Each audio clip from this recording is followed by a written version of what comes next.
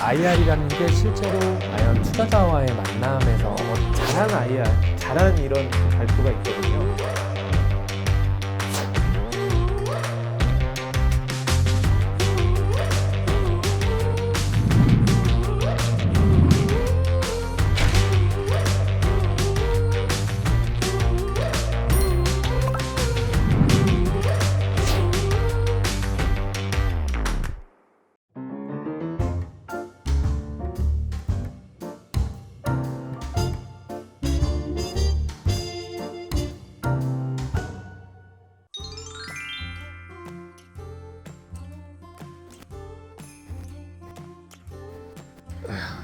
예, 안녕하세요. 저는 임팩트 스퀘어 도현명입니다. 오늘 심사 왔습니다.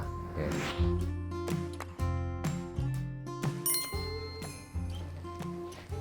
네. 예, 안녕하세요. 안녕하세요. 예. 날도 좋은데 이렇게. 성수가 엄청나게 변화하고 있는 것 그렇죠. 같아요. 많이 바뀌었죠. 네.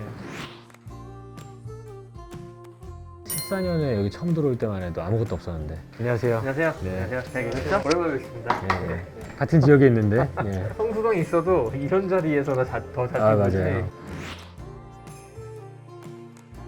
오히려 나머지 시간 일하기 바빠서. 성수도 생각보다 넓더라고요. 네. 그럼 혹시 어떻게 참가 기업분들 좀 보고 계셨나요? 자료는 뭐 열심히 이렇게 봤는데 뭐든지 항상 자료만 봐서 알 수 없고 그렇죠. 실제 사람을 만나봐야 되는 거니까요. 그래도 지역 기업도 있고 해서 네, 맞아요. 기대도 되고 분야도 좀 구분이 좀 돼 있는 것 같아가지고 어떤 분들이 있을까 기대가 많이 됩니다. 투자할 수 있으면 제일 좋고요. 만약에 그게 아니더라도 생태계 안에서 연을 잘 이어갈 수 있는 좋은 기업을 만났으면 좋겠다 이런 생각하고 있습니다. 네, 저도 똑같이 투자로 이어졌으면 좋겠다. 좀 그런 생각을 하고 있어서 네. 혹시 하면서 이렇게 기대를 하고 있습니다. 그럼 전 반대로 얘기했다. 꼭 투자로 이루어지지 않더라도 의미 있는 사업을 좀 규모 있게 해 나가려고 하는 창업가들 만날 수 있으면 좋을 것 같고요. 오늘도 배우는 자세로 임하겠습니다. 네, 이제는 심사할 방으로 들어가시죠. 예, 네, 이동하겠습니다. 감사합니다. 네. 네.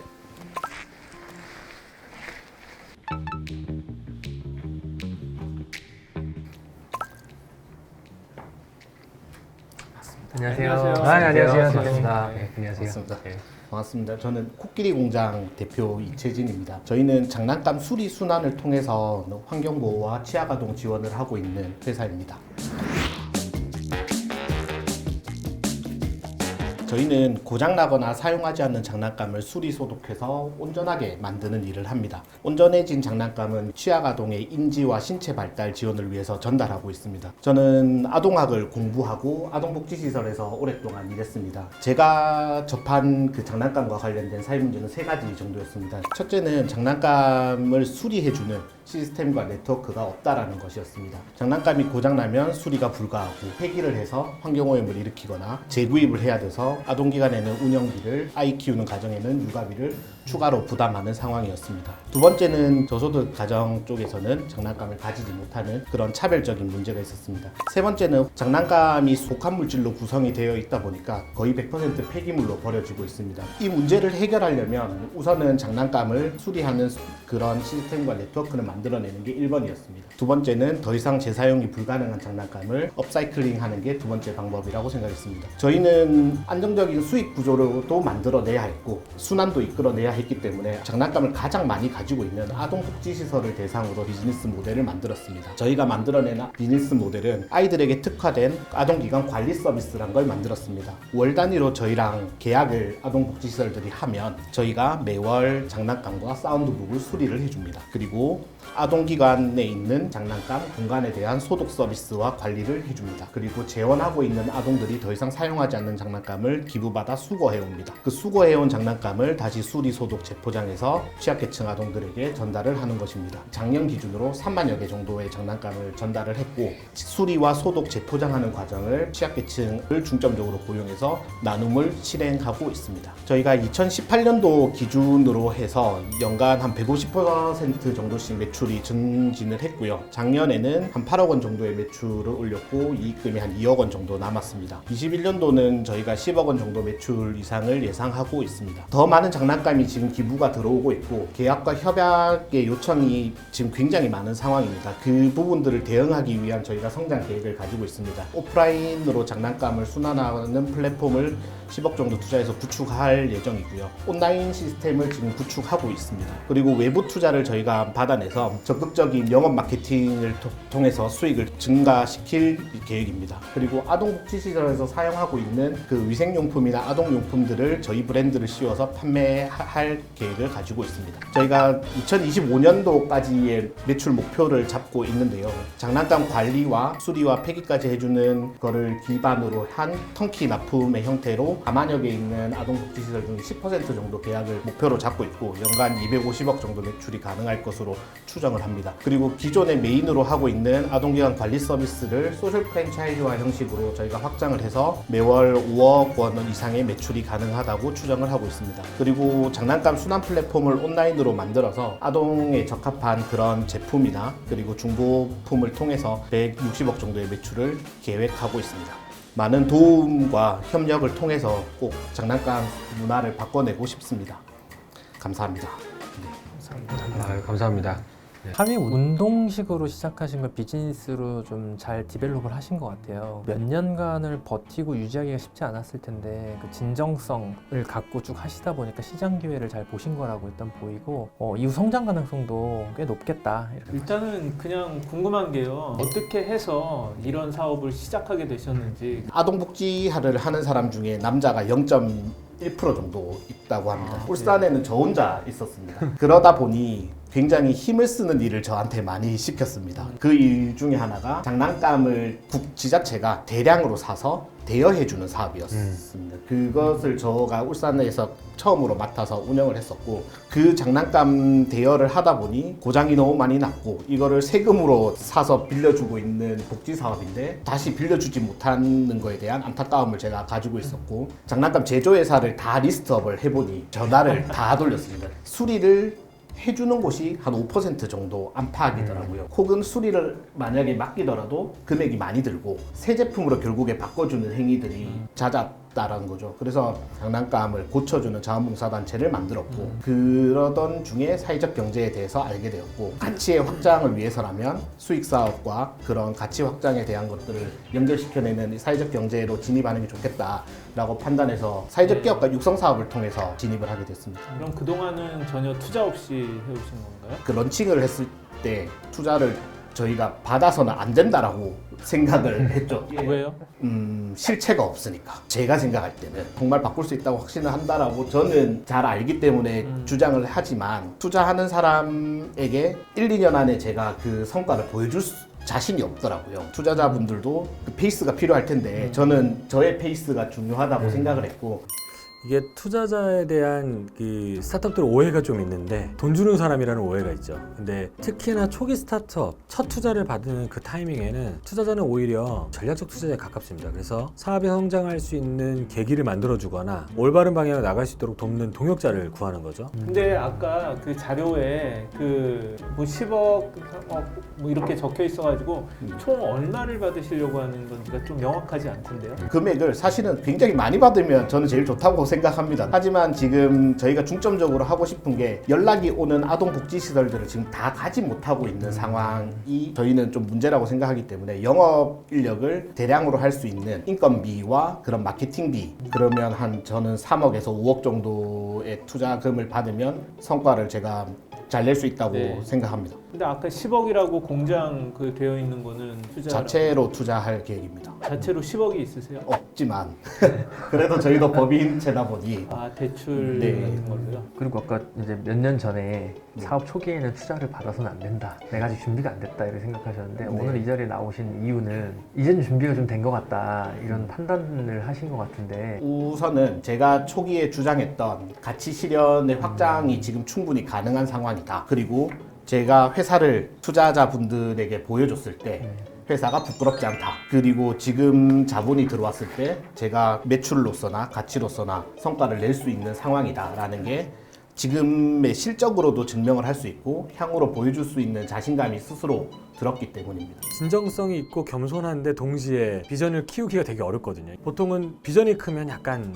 허황된 이야기들이 들어있거나 아니면 너무 착하면 겸손하고 끝나버리고 이 양쪽을 다 갖고 있을 수 있는 특성이 굉장히 좋고요. 이게 아동 이슈 그리고 환경 이슈 거기다가 글로벌 진출할 수 있는 기본적인 내용까지도 갖고 있어서 성장성에도 큰 점수를 주고 있습니다. 지금 매출 중에서 이 장난감 수리를 하는 거랑 그리고 또 소독도 많이 하신다고 했잖아요. 네네. 그 비중은 어떻게 되나요? 일단 수리와 관련된 매출은 거의 발생하지 않는다고 보면 됩니다. 그 소독과 수리에 대한 서비스가 복합으로 제공이 되는 거고요. 그런 관리 서비스 자체가 저희가 지금 한 60% 정도의 매출을 올립니다. 그리고 저희의 서비스를 이용을 하다 보니까 회사에 대한 이해도가 올라가고 회사의 가치에 대한 이해도가 올라감으로써 그 아동기관에서 사용하고 있는 물품에 대한 그런 유통 공급을 저희에게 요청하고 있고 그 서비스에 대한 게 한 40% 정도가 됩니다. 그거 좀 구체적으로 얘기해 줄 수 있으세요? 여기도 보면 아동 제품 구입 뭐 이런 항목들이 있는데 네네. 어떤 물품을 구체적으로 뭐 공급하시? 우선은 저희가 직접 제조하고 있는 제품이 있습니다. 그것은 아동기관의 위생관리를 할 수 있는 소독과 관련된 네. 살균 소독수 그리고 손소독제를 저희가 제조를 하고 있고요. 아동복지시설들이 위생점검을 정기적으로 그 지자체로부터 받습니다. 그것들을 대응하기 위한 용품들을 우선적으로 저희는 제공을 하고 있는 상황이고요. 장난감에 대한 관리와 폐기와 수리를 저희가 해주면서 장난감을 너희가 납품을 해줄래? 라는 역제안들이 지금 많이 있는 상황이어서 만약에 투자를 저희가 받을 수 있으면 그 사업을 본격적으로 전국 단위로 확장을 할 계획을 가지고 있습니다. 장난감의 구독 서비스 같은 것도 하실 수 있겠네요. 지금 기부 들어오는 양이 굉장히 많아진다면 사실은 구독 서비스 같은 게 가능하다고 생각을 합니다.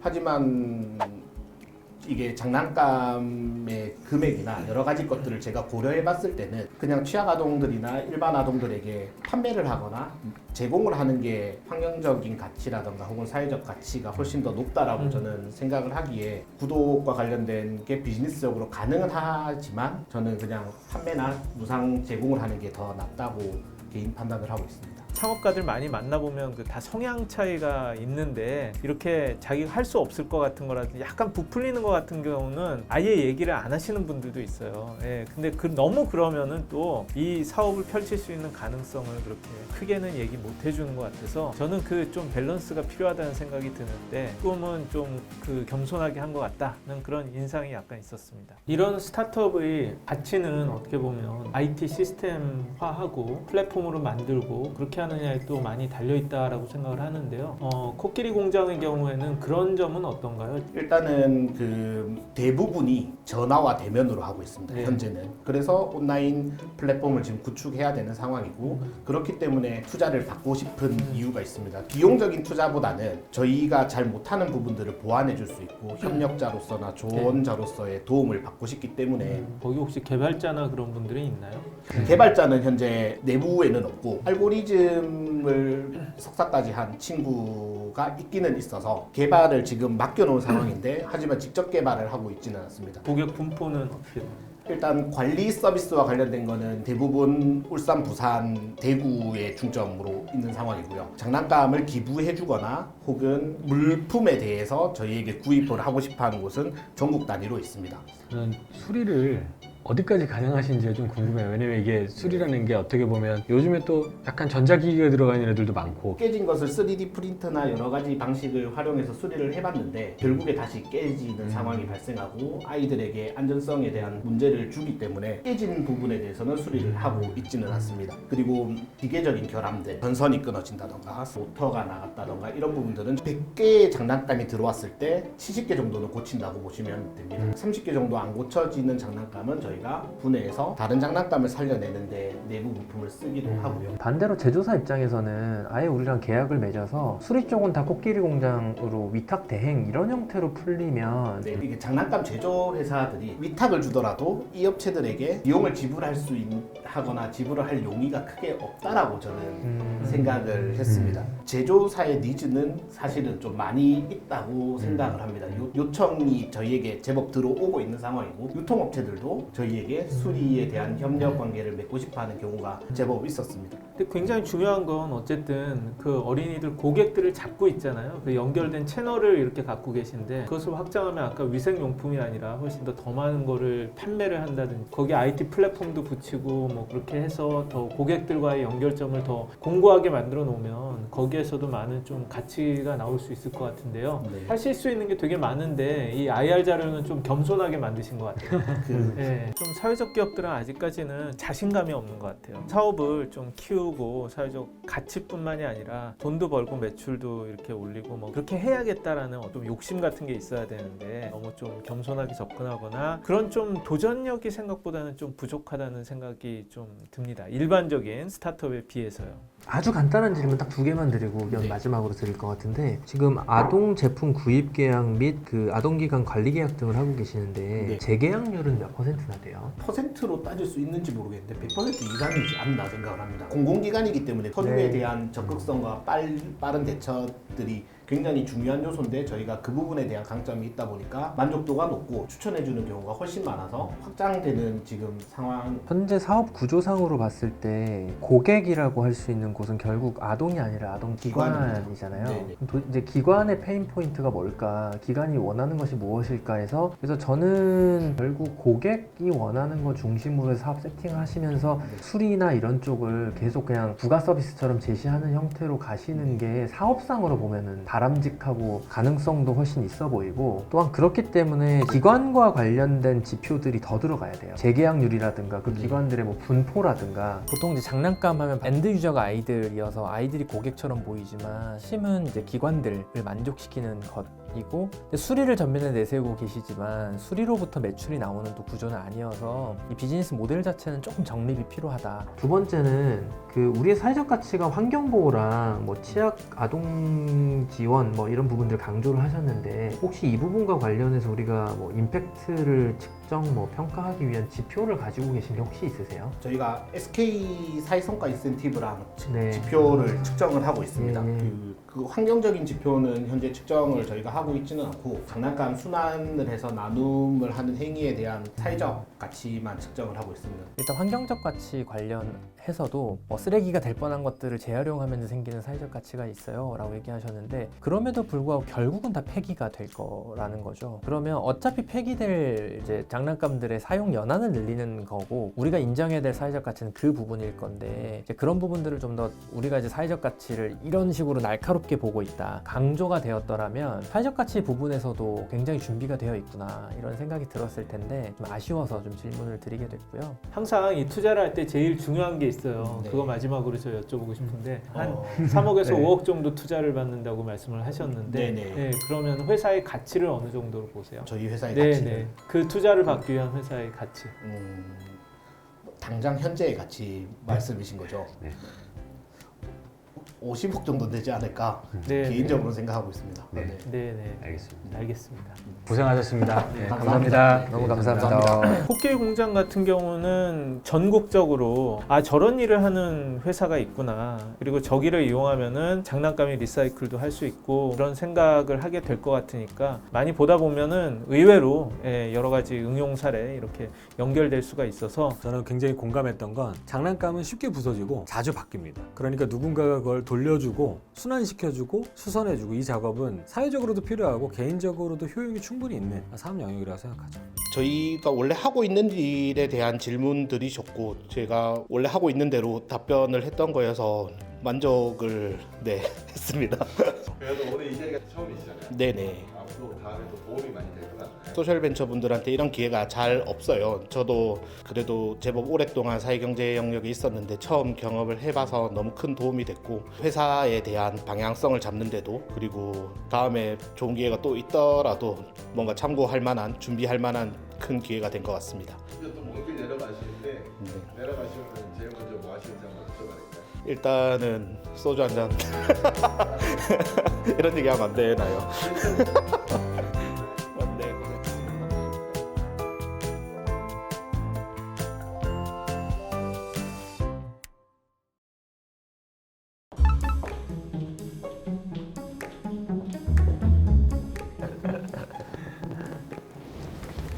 안녕하세요. 안녕하세요. 안녕하세요. 저희는 장애인 재택근무 시스템과 환경을 만드는 회사 V드림입니다. 저희 V드림은 장애인 특화 재택근무 시스템과 환경을 만들어 움직임과 표현이 불편한 장애인들에게 장애와 상관없이 본인의 꿈과 역량을 마음껏 펼칠 수 있도록 돕고 있는 회사입니다. 국가에 등록되어 있는 장애인 수는 260만 명, 미등록된 장애인까지 포함하면 500만 명이 넘어서고 있습니다. 일을 할 수 있는 장애인은 이 중에 70%가 넘지만 전체 숫자 대비 1.5%에도 못 미치는 고용률을 나타내고 있습니다. 또한 정부에서는 상시 근로자 50인 이상 기업들은 반드시 50명당 3.3%의 장애인을 의무적으로 고용하도록 법으로 규정되어 있지만 지켜지지도 않고 있고요. 특히 100인 이상 기업들은 벌금 형태의 부담금을 납부하게 합니다. 사실 왜 장애인을 채용하지 않는 걸까요? 적합한 직무에 장애인이 부족하거나 선택 방법 창구가 부족하고, 그리고 관리적인 측면에서 산재 사고, 시설, 의사소통 여러 가지 문제들이 있기 때문에 의무 대상 기업들의 78% 이상이 장애인을 고용하지 않고 부담금을 납부하고 있는 실정입니다. 이 부담금은 30년 동안 이어져 온 법인데 300인 이상 기업에게는 5년 동안 벌금을 내지 않으면 공단의 벌금 리스트가 공표가 됩니다. 이 리스트에 공표되어 있는 금액만 하더라도 1조가 넘고 100인 이상부터 체크를 하게 된다면 최소 3배수가 넘습니다. 저는 이러한 문제점들을 해결하기 위해서 기업과 저희 V드림, 장애인 모두가 윈윈하는 장애인 특화 재택근무 시스템을 개발하기 시작했습니다. 그래서 동시에 기업에 필요한 우수한 장애인 인재 확보를 위해서 전국의 현장을 직접 뛰어다니며 인재 발굴도 진행하고 있고요. 이런 부분들을 통해서 베타 테스트를 진행하고 테스트 결과 기업들의 수요가 정말 빠르게 증가하여서 자동화 시스템을 개발을 진행을 했고, 기업 500개, 장애인 100명에 대한 필드 테스트 후에 이 시스템을 완료를 하게 되었습니다. 그리고 여기 안에는 근태, 노무, 인사, 법적인 모든 조건을 충족시키는 시스템이 되어 있습니다. 그래서 저희가 제공하는 서비스는 리얼타임으로 현황을 공유하고 입사부터 퇴사까지 모니터링을 하기 때문에 근속 비율이 2년 정규직 되신 분들이 30%가 넘고 있습니다. 사실 공단에서 이렇게 연결이 되면 내가 맞지 않는 직무와 연결이 되고 근속도 신경을 쓰지 못할 뿐더러 장애인과 기업 두 곳이 다 힘든데 저희는 이런 부분들을 지속적으로 케어를 하면서 진행을 하고 있습니다. 기업들이 저희 시스템 비용을 주고 장애인한테 월급을 주고 하더라도 최대 70%가 세이브 되기 때문에 안 할 이유가 없다. 그래서 미팅 후 체결률이 굉장히 높다라고 보시면 될 것 같습니다. 저희는 이때까지는 사실 이삭죽기 형태로 영업을 했었던 것 같습니다. 여기에서 벗어나 대대적인 마케팅과 공신력을 얻는 한 해로서 급격한 장애인 고용을 통해서 매출을 증진을 시키려고 합니다. 2021년도는 누적으로 저희가 10,000명을 잡았습니다. 부산시만 하더라도 장애인이 20만 명이 있고 인천시만 하더라도 장애인 인구가 14만 명입니다. 그래서 지속적으로 우리가 시범 사업을 진행을 해보자. 그리고 저희가 가지고 있는 30만 명을 에어클래스로 1인당 3만 원에 대한 교육비를 저희가 선투자를 하고 계속 교육을 진행을 하고 있기 때문에 연평균 인원은 저희가 4,500명으로 잡았습니다. 저희가 지금 현재 재택근무 시스템으로 시작을 했지만 나중에는 장애인들에 대한 모든 커뮤니티 플랫폼을 저희가 기획을 하고 있습니다. 장애인 취업 시장 규모는 3조 6천억 정도고 장애인 상호 환경 및 국내 시장만 하더라도 7조 2천억이 넘습니다. 미국, 독일, 프랑스, 일본도 마찬가지로 장애인 고용법이 있습니다만 장애인 고용률이 실 떨어지고 있습니다. 그래서 글로벌로도 저희가 진출을 해서 그런 여러 가지를 진행을 하려고 하고 있습니다. 저희는 장애인들의 라이프까지 이제 앞으로는 책임질 수 있는 V드림이 되도록 하겠습니다. 네, 감사합니다. 네. 예, 감사합니다. 굉장히 교과서적인 그런 설명을 되게 잘한 것 같아요. 굉장히 큰 문제가 있고 그래서 우리는 이런 식으로 해가지고 그 문제를 푸는데 우리는 그걸 IT 기술로 해서 플랫폼화해서 이 문제를 풀고 그렇게 해서 대기업이라든지 장애인들한테 이런 가치와 도움을 주고 이런 솔루션이 있고 그 결과 이런 성장 곡선을 이렇게 해서 만들어가고 그래서 우리는 커뮤니티까지 하고 글로벌하고 큰 가치 이걸 만들어 나갈 거다라는 그 자체가 굉장히 좋은 그런 스토리와 자신감 있는 발표, 그리고 구성이 다 맞춰져 있는 발표를 진행한 팀이죠. IR을 많이 해봤다는 티가 굉장히 잘 나는 팀이에요. 굉장히 인상적인데요. 참 궁금한 게 아니, 어떻게 해서 이렇게 시작을 하시게 됐어요? 제가 그 IT 기업의 대회 이사로 오랫동안 근무를 했었거든요. 그때 기업들 대표님들 만날 때마다 올해도 장애인 고용 부담금이 몇 천만 원 나왔어, 몇 억 나왔어 라고 얘기를 하시는 거예요. 그때 또 제 친구가 22살 때 그 교통사고가 나서 인공관절을 심어서 평생 그 휠체어를 타야 되는 친구가 있어요. 그래서 그 친구랑 같이 일할 수 있어, 할 수 있어 라고 했는데 그러면 이걸 내가 한번 해봐야겠다. 그럼 처음부터 이걸 IT 기술로 풀고자 했던 거예요? 네, 코로나 전부터 재택근무 시스템으로 준비를 했었었는데 코로나가 터지면서 굉장히 저희는 수배로 받은 네. 그럼 네. 지금 직원은 몇 명이고 한 그중에 개발자는 얼마나 네, 되나요? 직원은 지금 35명이고 개발자는 9명입니다. 마지막에 얼마를 투자 유치하시는지 그거는 없는데 네. 저희 이번에는 신주 50억, 구주 20억 정도를 생각을 하고 있고 아예 못 따라오게 격차를 벌이자. 그런 기술 이전이든 장애 유형별에 대해 들어가는 그런 시스템 고도화 작업들을 저희가 진행을 할 거고 이 커뮤니티 플랫폼과 관련돼서 대대적인 홍보를 진행을 할 거예요. 경쟁사가 많은가요? 아니요, 못 없습니다. 따라오게라고 하셨잖아요. 장애인이 취업 시장하면 시급 1,000원, 2,000원 이렇게 해서 표준 사업장에서 그냥 임가공 형태 또 협단체에서도 그냥 정부 보조금을 받아서 그런 것들을 했었기 때문에 이 시스템을 만들어서 진짜 유형별에 맞는 접근성 기능을 넣는 거는 지금 없습니다. HR 사스 네. 회사들이 되게 많은데요. 네. V드림이 한 걸 보고 그대로 따라하면 금방 쫓아오는 거 아닐까요? 카테고리 하나만 붙인다고 절대적으로 할 수 없는 이유가 앞단의 영역들이 너무 힘듭니다. 그러면 기업이 체결이 돼도 장애인 인재풀들이 있어야 되는데 여기에서는 진짜 경계심이 많아요. 저도 2년 동안 필드에서부터 바닥에서부터 여기까지 올라왔었고 이제 레퍼런스가 생겼고 그리고 저희는 그냥 클라우드 서비스처럼 연결해주고 끝이 아니라 뒷단에 들어가는 그런 관리적인 요소가 제일 많이 작용을 하고 있습니다. 그래서 우리 플랫폼 운영팀에서 매뉴얼들을 다 해서 기업들이 저희 너무 바빠가지고 일을 못 시킬 것 같은데 그러면 저희가 일을 시키고 일을 하고 있고 그럼 연결해서 이제 질문 드리면 규모가 있는 기업들은 다 인사관리 소프트웨어를 쓰고 있잖아요. 네. 그러면 이제 그거랑 별도로 이제 장애 사원들만을 위한 V드림의 소프트웨어를 별도로 써야 되는 거겠네요. 네, 이중. 커스터마이징도 돼요. 그래서 그 솔루션 안에 녹일 수도 있고 근데 저희가 그렇게 얘기하죠. 저희 솔루션을 쓰지 않으면 저희가 관리를 못합니다. 저희가 관리를 못하기 때문에 책임을 못 집니다. 전면에 드러나는 건그 인사관리 소프트웨어 등 같은 사스 솔루션이지만 실제로 이 회사의 핵심 역량 혹은 시장에서 충족되지 않고 있었던 그 페인 포인트는 장애 사원의 관리에 있었던 걸로 보이고 대표님이 그 지점을 되게 적확하게 짚어내셔서 이 니치 마켓을 보고 서비스화를 정말 잘 하셨구나. 조금 저도 연결해서 질문을 드리면 보통 어떤 직무로 네. 배치가 되나요? 사실 장애 유형이 15가지 장애 유형이 있는데 우리도 조금 오해를 하고 있는 부분이 뇌병변 장애는 지적 장애가 아니에요. 몸만 비틀려 있다 뿐이지 비장애인이랑 똑같아서 컴퓨터 개발을 하고 몸만 느리다 뿐이에요. 그래서 개발을 하고 웹 디자인을 하고 마케팅을 하고 실제 200여 가지 직무를 부여받아서 일을 하고 있습니다. 그래서 계속해서 그쪽에서 먼저 오히려 저희한테 연락이 오셔서 기업체에서도 저희는 도와주세요 이렇게의 영업이 아니라 이런 직구는 이런 직무가 맞고 이런 장애 유형이 맞고 V드림이 갖고 있는 아주 특징적이고 의미 있는 영역은 그거를 규모화할 수 있다는 거죠. 내가 직접 고용을 하는 회사들이 100명 고용한다 대단한 일이죠. 근데 V드림이 일으킬 수 있는 고용 효과는 물론 그분의 뜻대로 이뤄지면 몇십만 명, 몇백만 명이 되는 거고 지금도 벌써 몇백 명 되어 있잖아요. 그러니까 이렇게 규모화가 가능한 영역들의 소셜벤처는 아주 잘 맞는 특징을 갖고 있죠. V드림이 갖고 있는 최고의 가치, 소셜벤처적인 고용 자체를 성립하게 만드는 규모가 있다라고 설명드릴 수 있습니다. 그 V드림의 관리를 받는 장애인의 경우에 그렇지 않은 장애 사원 대비 근속연수가 어느 정도 늘어난다 혹시 이런 효과성에 대한 네, 데이터가 있을까요? 맞습니다. 저희 장애인 근로자를 예를 들면 자기는 외소증인데 빵 공장에 연결이 됐대요. 그러면 나는 외소증이라서 이게 안 돼요 라고 했는데 의지에 대한 이야기를 하고 있고 그러면 진짜 나와 맞는 직무가 연결이 돼야 되는 부분인데 안 되기 때문에 근속 기간이 당연히 줄어드는 거고 네. 저희는 지금 정규직 전환율이 30%가 넘습니다. 저희가 지금 2019년 4월에 정식으로 런칭을 해서 그때는 사실 얼마 안 되고 20년도 하반기에 급격하게 늘어났긴 하지만 그때 일하고 있는 직원들이 아직까지 일을 하고 있어요.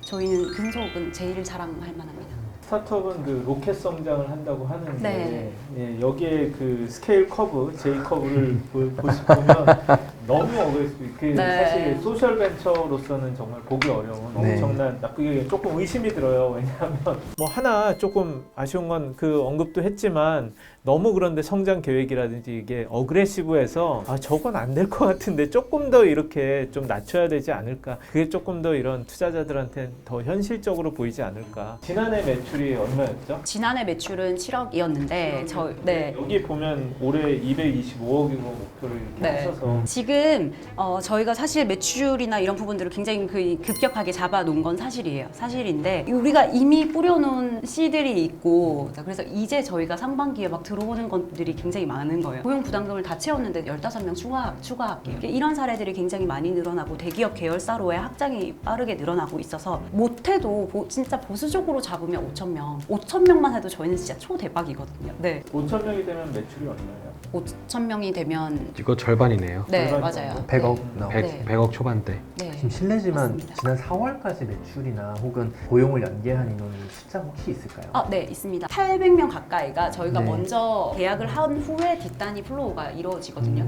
저는 V드림 대표님의 그 IR에 참여하시는 애티튜드나 톤앤매너는 굉장히 좋았어요. 다만 좀 아쉬움이 있다라고 하면 이제 기업 가치를 굉장히 높게 부르셨거든요.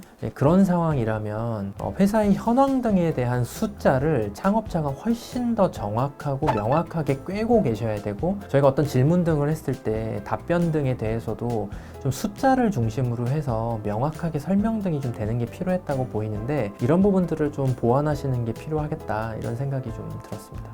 이번 말고도 전에 앞에서도 또 투자를 네. 생각보다 이 소셜 벤처 생태계에서는 잘 몰랐던 것 같아요. 네. 처음에도 이렇게 소셜 임팩트 투자사한테 그냥 안 받고 그냥 일반적인 맞아요. 분들한테 네. 투자를 받고 그랬는데 특별히 그러신 이유가 있나요? 사실 야망도 크고 꿈도 크고 하니까 왜 사회적 기업은 상장하면 안 돼? 소셜 임팩트 기업은 상장하면 안 돼? 라는 생각들은 하고 있어요. 그런 꿈도 가지고 있기 때문에. 근데 소셜 임팩트가 초기에 그렇게 막 세팅이 되고 사회적 기업은 상장하면 안 돼. 뭐 이런 것들이 조금 있었기 때문에 네, 솔직하게 말씀드리면 저는 이제 소셜 임팩트 VC들을 안 갔었던 것 같아요. 근데 지금은 저는 이제 언제든지 그런 것들에 대한 해소가 다 됐기 때문에 소셜 임팩트 기업은 돈 많이 벌어야 된다라고 생각하고 있습니다. 꿈을 크게 꾸고 이렇게 도전하는 것들이 좋은데 네. 소셜벤처도 상상해야죠. 맞아요. 네. 네. 저희가 잘했어야 돼요. 물론 일반적인 VC 입장에서는 투자하기가 어려워요. 왜냐하면 수익성이라는 이런 것들도 많이 떨어지고 뭐 그렇기 때문에 그렇기는 하지만 이 일반적인 VC들도 그런 사회적 가치 또 뭐 ESG 이런 이야기들 친환경 그런 게 많이 나오고 있기 때문에 점점 그런 거를 좀 의식하는 그런 상황이라고 생각을 하고요. 그래서 소셜 벤처들 입장에서도 너무 그걸 구분 지을 필요는 없는 것 같아요. V드림처럼 그렇게 해봐야지 더 사업 계획이라든지 이런 것들 더 좋아지고 더 이렇게 많은 아이디어가 더 단련이 되지 않을까 하는 생각이 듭니다. 그 네. 재무 관련돼서 이제 질문을 좀 드리자면 매출은 아까 설명해 주신 걸로 충분히 이해가 되는데 이 영업이익률이 네. 사실 매출의 J커브보다 더 충격적인 거는 영업이익률의 커브예요. 왜냐면 2023년도에 예상 영업이익률이 70%인 거예요. 네. 제가 그 게임 쪽 출신인데 게임 회사도 이러기 쉽지 게임에도 많지가 않습니다. 이게 있긴 있는데 저희가 지금 재계약률이 거의 98%가 넘거든요. 그냥 기업에서 상시 근로자가 떨어지지 않는 이상 재계약이 돼요. 제가 그 높게 잡은 부분은 나중에 재투자를 하고 교육하고 이런 부분들을 뺐어요. 저희는 진짜 돈 버는 만큼 진짜 장애인들한테는 재투자할 거예요. 그러니까 어떻게 보면 이거 매출 이익률에 좀 더 가깝긴 네, 하겠네요. 그렇게 다른- 보시면 될 것 네. 같아요. 네. 그 숫자 등에 대해서는 좀 다소 명확하지 않은 부분들이 존재했었어요. 이런 부분들을 좀 보완하시는 게 필요하겠다 이런 생각이 좀 들었습니다. 이 정도 수치가 자신감이자 비전의 크기로 보여질 거냐? 아니면 야 이거는 약간 설득이 안 되는데? 좀 내 생각보단 지나쳤는데? 그러면 리젝이 되는 거죠. 자신감은 모든 창업가들이 가져야 되는 덕목 중에 하나인데 그것을 표현하는 방식의 차이? 그러면 그걸 심사하는 사람들에게도 차이가 난다. 이렇게 좀 이해를 해주시는 게 좋을 것 같아요. 그리고 끝으로는 이제 공통 질문이라고 보시면 되는데 희망하시는 투자금은 제가 들었는데 희망하시는 기업 밸류를 듣지는 못한 것 같아요. 그래서 IR 자리다 보니까 빠질 수 없는 질문이잖아요. 그래서 어느 정도의 밸류를 원하시는지에 대한 질문 드리면서 저는 마무리하겠습니다. 아, 네. 밸류에이션도 사실 뭐 상당히 높기는 합니다. 저희는 이제 프리칠백으로 밸류에이션을 지금 네. 얘기를 하고 있고 들어가고 있는 가계약이라든지 이런 것들이 지금 굉장히 빠르게 급속도로 네. 21년도 들어서 올라오고 있기 때문에 확장하고자 하는 비즈니스 모델이 이 재택근무 시스템뿐만 아니라 여러 형태로든 확장 가능하기 때문에 프라이드를 가지고 그렇게 지금 얘기를 하고 있습니다. 네. 감사합니다. 네. 정말 이 발표도 잘 하시고 굉장히 중요한 이런 좀 사회적 공헌을 좀 하고 있다라는 좀 그런 감탄을 좀 했고요. 근데 굉장히 어그레시브 하신 건 좋은데 하여튼 이 제이커브가 너무 지나치게 이렇게 공격적인 게 아닐까. 조금 더 이게 좀 목표를 현실적으로 해가지고 좀 가는 게 저는 맞지 않을까 하는 생각은 조금 있어요. 저도 상혁 대표님이 마지막 코멘트 하셨던 거랑 비슷한 느낌인데 이해관계자가 굉장히 접점이 넓은 비즈니스를 하고 계시는 거예요. 기업도 있고 장애사원 있고 장애사원과 관련된 정부 부처 있고 장애사원 부모님이 당연히 있죠. 이 다양한 이해관계자가 결국 다수가 되면 변수가 생기고 변수가 확장되거든요. 특정 캐파가 넘어서는 순간부터 관리가 되려면 리스크 매니징을 지금부터 좀 잘 다져 놓으셔야 나중에 문제가 생겼을 때 우리에게 문제가 되지 않을 수 있도록 할 수 있다는 생각이 들어서 지금 해주신 말씀 너무 감사하게 네. 잘 받아들여서 더 많이 성장하겠습니다. 성장을 기대하겠습니다. 네. 네, 감사합니다. 네, 감사합니다. 네, 감사합니다. V드림은 이번에 있었던 팀들 중에서 가장 자신감 있는 발표 그리고 구성이 다 맞춰져 있는 발표를 진행한 팀이죠. V드림 같은 경우는 장애인들을 좀 고용하고 재택근무로 이렇게 할 수 있다는 것을 모르는 곳들이 많을 거 아니에요. 그래서 그런 기업들한테 굉장히 많이 노출이 되다 보면 계속해서 거기는 기회가 이렇게 올 것 같고요. 오늘 그 IR 룸에서의 여러 대화 등을 통해서 상당히 가능성이 높은 회사다. 그리고 이런 회사가 좀 필요하겠구나라는 생각도 들었고 팀이 여러 부분에서 준비가 되어 있구나라는 생각도 들었습니다. 또 투자사 대표님들께서 이렇게 멘토해 주시는 부분이 너무 도움 많이 됐습니다. 그래서 회사가 성장할 수 있을 때 밑거름이 될 수 있을 것 같습니다. 하셨으니까 또 하고 싶으신 게 제일 먼저 하고 싶으신 게 있으신가요? 제일 먼저 하고 싶고 통닭 먹고 싶어. 네, 감사합니다.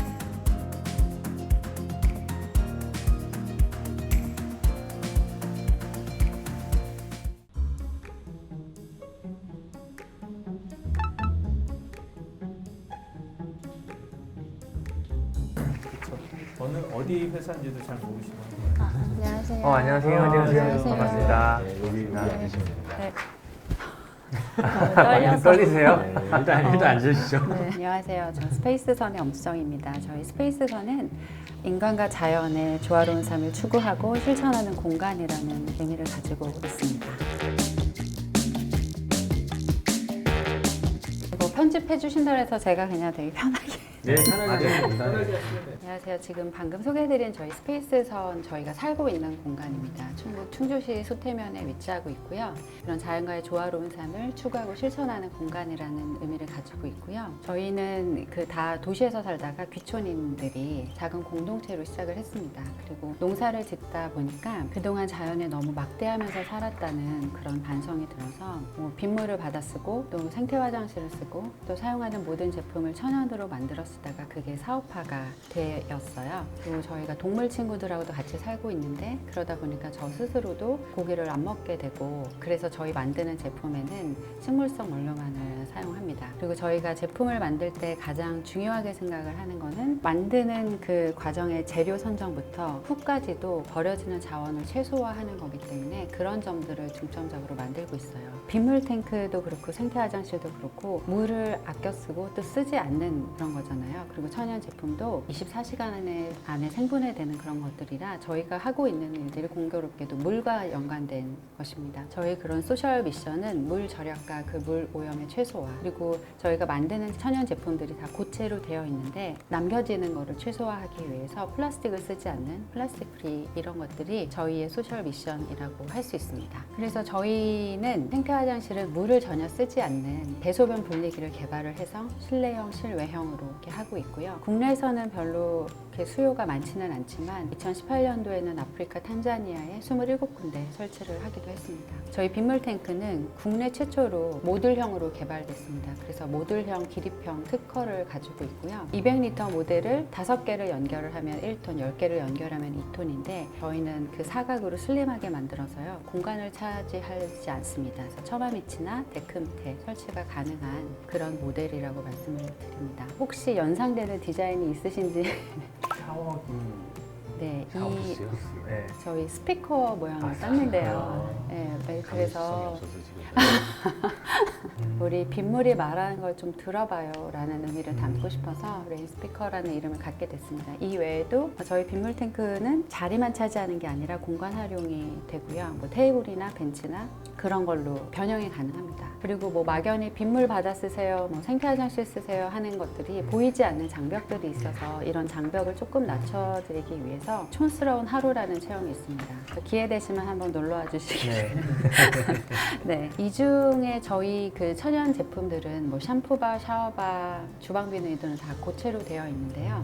고체로 하게 됐던 이유는 제가 비누를 시작한 거는 제 피부에 맞는 거를 찾을 수가 없어서 화장품이랑 이렇게 해서 같이 시작을 하게 됐고, 하다 보니 모든 클렌징의 기본이 비누인데 자꾸 편하게 쓰려고 하니까 안 넣어도 되는 성분들이 넣어지니까 저희는 처음부터 남겨지는 것이 없게 하는 제품들을 하고요. 뭐 샴푸바랑 주방 비누 이런 것들은 저희가 국내에 거의 최초로 진행을 했습니다. 그래서 반응이 되게 좋았고요. 현재는 생협에 저희가 납품이 되고 있고, 또 얼마 전에는 두레 생협이라는 생협에 또 납품이 돼서 저희 주방 비누, 샤워바, 샴푸바가 지금 납품이 되고 있는 상황입니다. 또 잉여 농산물을 가지고 만드는 화장품이 올해 출시가 됩니다.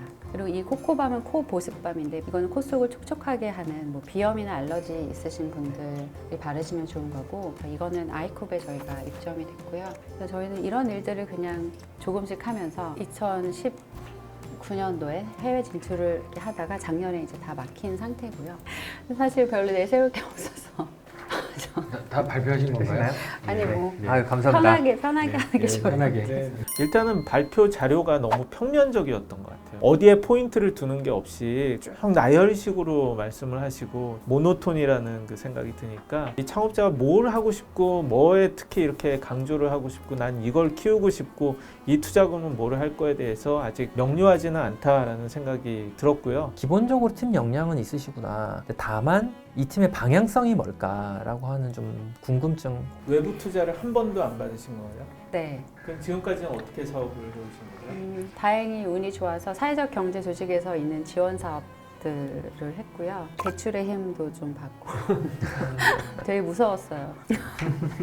근데 어떻게 이렇게 또 처음으로 외부 투자를 유치를 하려고 생각을 하시게 됐어요? 사실 좀 고민이 됐던 거는 맞아요. 왜냐하면 투자를 하시는 분들이 저희 같은 곳에 투자를 하실 만한 투자자들이 계실까 받으려고 이제 생각을 했던 거는, 원래 이제 저희가 살고 있는 공간에서 모든 걸 다 했는데 비누가 이제 화장품법으로 바뀌면서 제조 시설을 마련을 하느라고 굉장히 많은 비용이 이제 들어갔는데, 또 얼마 전에 저희 제품을 써보시고 너무 좋으시다고, 굉장히 큰 규모를 가지신 중국 연결되는 데 있는데 수출을 좀 했으면 좋겠다, 이런 걸 좀 많이 알리고 싶다라고 하셨는데, 그러다 보니까 시설에 대한 고민이 또 되는 거예요. 저희도 뭐 OEM이나 뭐 어디서 그런 문의가 많이 들어오면 항상 말씀하시는 게 단가, 그리고 시설 인증 있느냐. 저희는 원료가 굉장히 원가 비율이 높아요. 제가 만들려고 쓰다 보니까 원료 선정을 최고로 좋은 것만 하게 되니까, 그러다 보니까 그분들이 요구하는 가격은 거의 저희 판매가의 뭐 10%, 그런데 저희는 그런 원가도 안 나오거든요.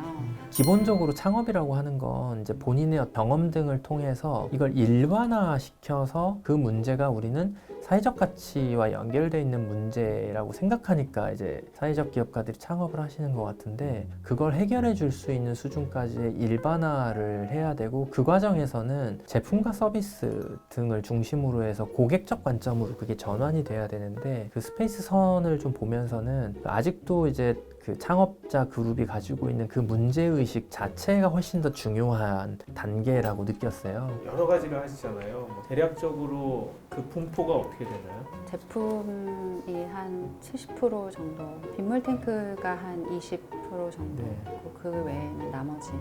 그럼 앞으로 이제 집중하실 분야는 천연 제품으로 이제 이해를 하면 될까요? 그것도 항상 고민이에요. 빗물 탱크 같은 경우는 저희가 그 서울시 리스트에 들어가서 이런 모듈형이고 이런 거는 거의 저희가 유일한 거고요. 그래서 저는 역으로 좀 여쭤보고 싶어요. 지금 우리가 선택과 집중을 해야 되는 거는 무엇인지. 꼭 뭐 우리가 모든 사업을 다 규모 있게 다 키워야 되거나 이럴 필요는 없으니까, 정말 명확하게 우리는 공동체를 만들고 싶어요 라면 그에 맞게 또 규모화나 그에 맞는 사업 단계로 나가시면 될 것 같고, 그게 아니라 정말 큰 사업으로 키우고 싶다라고 하면 좀 더 비즈니스적으로 좀 다듬어지고 또 집중할 필요가 있겠구나, 이런 생각이 들었습니다. 창업하는 어떤 과정이 사실은 직접 쓰고자 하는 것들을 만드는 그 과정하고 연결이 되어 있다고 봐야 되나요? 우연히 TV를 봤는데 아프리카 소녀들이 막 물동이를 지고 막 7시간, 8시간 맨발로 막 물을 그러니까 너무 불공평하다는 생각이 들었어요. 우리가 조금이라도 물을 아껴 쓰고 깨끗하게 쓴 그 물이 좀 전달될 수 있지 않을까. 그 방법으로 빗물을 받아 쓰자는 게 이제 된 거고요. 모든 창업이 결국 자기가 갖고 있는 문제의식으로 출발하는 거고 네. 그거를 구현하면서 가는 거긴 한데 계속 나왔던 질문들이 결국 이걸 어떻게 다 합니까? 라는 질문이거든요. 물론 네. 나중에 되게 커지면 다 할 수도 있는데 그래도 우선순위가 존재해야 되지 않을까라는 생각에 계속 질문을 드리는 거예요. 그나마 그 중에서 지금 천연 제품들이 잘 팔리긴 하지만 사실 아직 그렇다고 해서 이게 절대값이 굉장히 큰 건 아니거든요. 그러니까 아직은 선택할 수 있는 여지가 있다라고 만약에 한다면 제일 하시고 싶은 우선순위 1순위는 뭘까? 그것도 제가 역으로 여쭤보고 싶어요. 스페이스선의 장점은 본인이 굉장히 집중하고 있는 문제로부터 출발했다는 데 확실히 장점이 있고 단점이 있다면 그 문제를 자기가 잘 경험하고 도움 방식으로 풀어내는 정도에서 그친 게 아니라 사업화해야 되는데 여기까지 이르지 못했다는 데 있어요. 어쨌든 스타트업이란 것은 미래 성장에 투자자들은 투자를 하는 거라서 여러 가지가 사실 있는데 전 빗물 탱크도 조금 더 자세히 보고 싶더라고요. 어떻게 생긴 건지 요즘 같은 세상에서 뭐 유튜브라든지 이런 데서 이런 게 화제가 되면 굉장히 많은 주문이 전 세계에서 이렇게 올 수도 있고 그렇잖아요.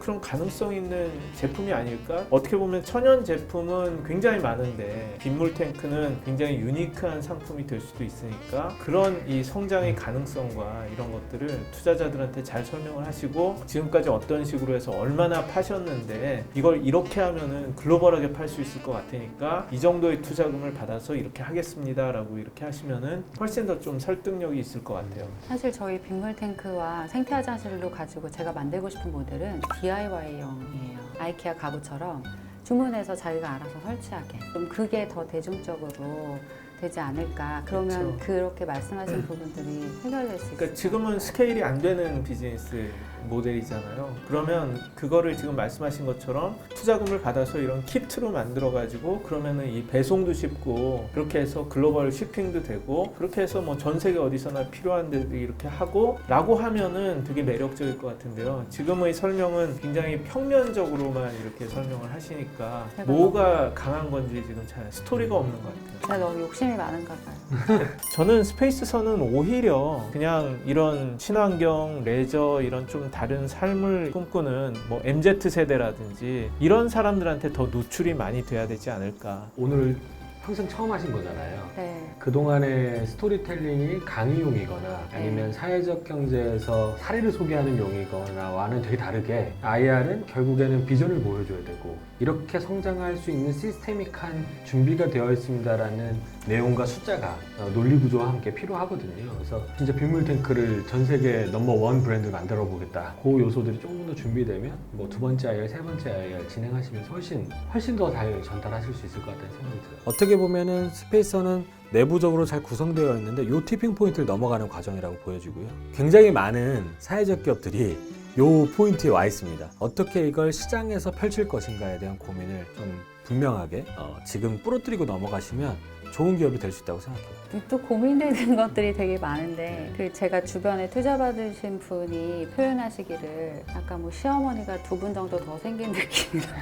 그런 말씀을 하시더라고요. 같은 편이 되는 사람들을 더 많이 확보하는 거라고 생각을 하시면 돼요. 사실은 뭐 투자도 투자지만 이렇게 정말 업계에 막 이런 분들이니까 지금 말씀해주신 부분들이 사실 되게 진짜 그 선택과 집중을 잘 해야겠다. 그리고 빗물 탱크는 너무 지자체랑만 하다 보니까 항상 그냥 일정한 북이었었는데 저희만의 독보적인 그런 또 아이템이 될 수 있겠다라는 생각도 이제 다시 들고 해서 좋습니다. 네. 다시 힘을 또 제가 그러니까 투자자들은요 이렇게 만나면 어떤 창업자가 뭐에 미친 사람을 좋아해요. 이걸로 뭐 끝을 보겠다. 그래서 이 사람한테 돈을 주고 밀어만 주면은 뭔가 해낼 수 있을 것 같다라는 그런 느낌이 와야지 투자를 하는 거거든요. 그렇게 하면서 그걸 어떻게 하면 또 스케일을 할 수가 있냐. 투자자는 규모가 중요하죠. 소셜벤처가 필요한 이유에도 규모화가 있고 사회 문제가 커지니까 솔루션도 커져야 되는 거죠. 투자자는 지금 있는 것보다 10배가 커질 거라고 생각하기 때문에 그것에 투자해주는 사람이니까 결국 규모화가 되지 않으면 투자보다는 다른 자금 조달 수단이 많습니다. 대출도 있고 지원금도 있고. 근데 굳이 투자를 받으시려면 당연히 투자자가 원하는 스케일업 곡선들을 그려오실 필요가 있는 거예요. 그래서 대표님은 투자를 네. 얼마가 필요하신 거예요? 맞은 제조 시설을 좀 안정되게 하고 싶어서 저희가 요새 근처가 요즘 많이 네. 땅값이 올라가지고 그래서 한 20억 정도는 제가 또 공통 질문 드리겠습니다. 그래서 네. 기업 가치는 얼마로 보세요? 우리 회사의 가치는 저희는 지금 아직 보여지는 거는 사실은 없겠지만 여태까지 왔던 그런 발걸음 그리고 앞으로 나아갈 거는 계속 갈 거기 때문에 사실 돈으로 환산하기는 되게 어렵어요. 하지만 제가 정말 평생 한다는 가정하에 1,000억 이상의 가치도 있다고 생각해요. 네. 제일 좋은 거는 유사한 사례들을 찾아보시는 게, 왜냐면 이 밸류에이션은 굉장히 희소한 팀이다. 그럼 밸류에이션이 올라가겠죠. 비슷한 애들이 많다. 그러면은 매출이나 영업이익이나 성장률이 다 갖춰졌음에도 불구하고 거기에 대한 밸류에이션이 낮아지거든요. 지금의 경쟁 상황이나 다른 유사한 사업체가 어느 정도의 밸류에이션을 받고 있는지를 좀 보실 필요가 있어요. 그리고 그거에서 조정하시는 거죠. 우린 여기보다 뭐가 더 있어. 좀 더 높이고. 우리는 이거보다 준비가 안 돼 있어. 그러면 약간 겸손하지만 다음 스텝에서 우리가 이길 거야 라고 주장하시든지. 정해져 있는 게 없습니다. 특히 아주 초기 기업이나 시리즈 A까지는 뭐 이걸 뭐라고 정하는 게 답이다라는 건 전혀 없어요. 하지만 논리적으로 설명 가능한 수준에서.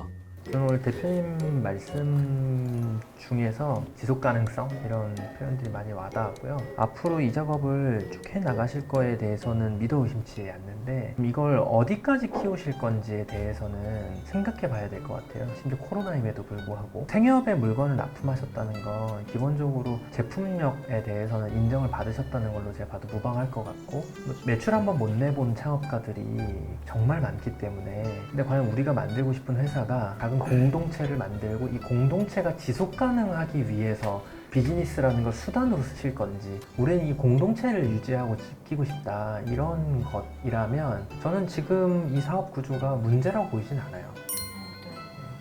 이상입니다. 맞습니다. 저도 그 흥미로운 가능성을 좀 느꼈는데 처음 오신 거잖아요. 두려워하지 말고 많이 이렇게 투자자들을 두드리고 만나보시는 게 중요할 것 같아요. 그렇게 그 문답을 계속해서 하고 본인이 하고자 하는 바를 이렇게 설명을 하시다 보면 앞으로 가야 될 방향이 보다 명확해질 거라고 생각을 해요. 조금 제가 뼈아픈 이야기를 한 가지, 왜냐면 저는 오해하시지 않을 거라고 생각하면서 말씀을 드리면, 정부의 지원 사업은 굉장히 좋은 것들이에요. 잘 활용해야죠. 근데 지원 사업에 익숙해지시면 안 됩니다. 과거를 많이 설명하는 건 정부의 지원 사업들입니다. 얘네가 이상한 허튼 짓을 하지 않을지, 지원에도 문제가 생기지 않을지에 대해서 검토하는 게 정부의 그 보수적인 관점이라면, 투자자는 리스크가 엄청나도 진짜 역량 있고 비전을 크게 잡는 사람 훨씬 더 좋아한다는 거죠. 아까 말씀하셨던 미쳐있는 사람. 그래서 실제로 우리가 다른 사람을 설득하려면 제일 먼저 설득할 사람이 투자자인 거예요. 그런 마음으로 시장과 투자자를 설득할 수 있는 방법, 이게 결국에는 제가 보기엔 스페이스선이 이 영역도 고민을 해주셔야 된다고 생각해요. 저 진짜 세 분 말씀하시는 게 진짜 너무 이렇게 정리가 돼서 저한테 완전 너무 좋은 기회. 또 더 좋은 기회에 뵐 수 있으면 좋겠습니다. 네, 감사합니다. 감사합니다. 멀리서 오셨는데. 아니에요. 저 서울이 더 익숙한 사람. 아무래도 우리 생태계에 존재하는 기업들이 균형 있게 소셜과 벤처 혹은 사회적과 기업을 균형 있게 갖춘다는 게 쉬운 일은 아닌 것 같아요. 이번 스페이스 선 같은 경우는 좀 더 사회적인 것에 방점이 찍혀 있는 상태라고 저는 좀 인지를 했었고, 꼭 뭐 우리가 모든 사업을 다 규모 있게 다 키워야 되거나 이럴 필요는 없으니까 정말 명확하게 우리는 공동체를 만들고 싶어요 라면 그에 맞는 사업 단계로 나가시면 될 것 같고, 오히려 보면은 그 어떤 제품을 만들었고 어떤 임팩트를 만들었고 뭐 그런 것들을 조금 더 흥미롭게 찍어서 제품 자체와 그거를 보여줘서 뭐 유튜브든 인스타그램이든 더 많이 이렇게 공유가 되게 하는 게 더 필요하지 않나 하는 그런 생각을 했습니다. 투자자분들께서 조언을 좀 해주셨는데 네. 그런 부분들이 좀 앞으로 도움이 되실 것 같아요. 네, 그럼요. 명확하게 저희가 필요한 지점들을 이제 콕 집어서 말씀을 해주시니까, 아, 그렇지. 우리가 지금 이렇지. 그리고 이런 부분을 더 봐야 되는구나. 완전 이렇게 막 흡수되는 느낌? 그럼 마지막으로 이제 앞으로 계획이 어떻게 되시는지.